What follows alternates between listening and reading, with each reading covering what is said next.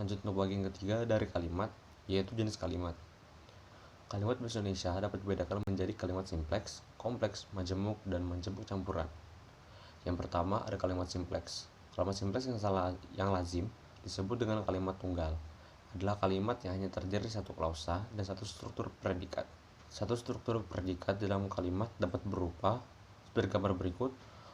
Orang itu guru kami, SP. Kartini sedang membuat surat jawaban, SPO. Kepakaran Teguh diakui banyak orang, SP pelengkap. Sulaiman mengajari anaknya melukis, SPO pelengkap. Yang kedua, kalimat kompleks. Kalimat kompleks yang lazim disebut sebagai kalimat majemuk bertingkat adalah kalimat yang terdiri atas klausa utama dan klausa subordinatif. Klausa utama lazim disebut induk kalimat, sedangkan klausa subordinatif lazim disebut anak kalimat. Sebagai contoh seperti gambar berikut, Supriyati tetap berangkat meskipun hari telah gelap. Ketika hujan turun, Hermawan masih berada di atas bus.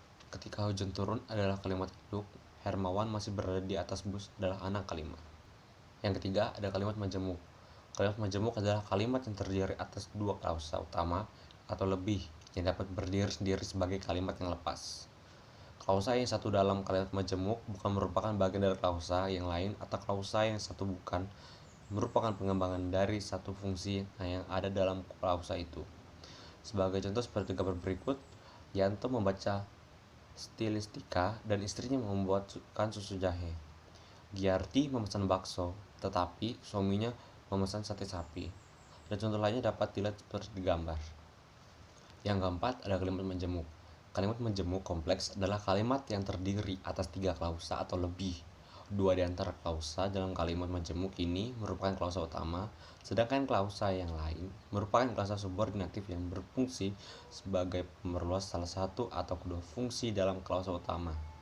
Sebagai contoh seperti gambar dapat dilihat, ayah sedang melukis dan adik sedang belajar ketika kebakaran itu terjadi.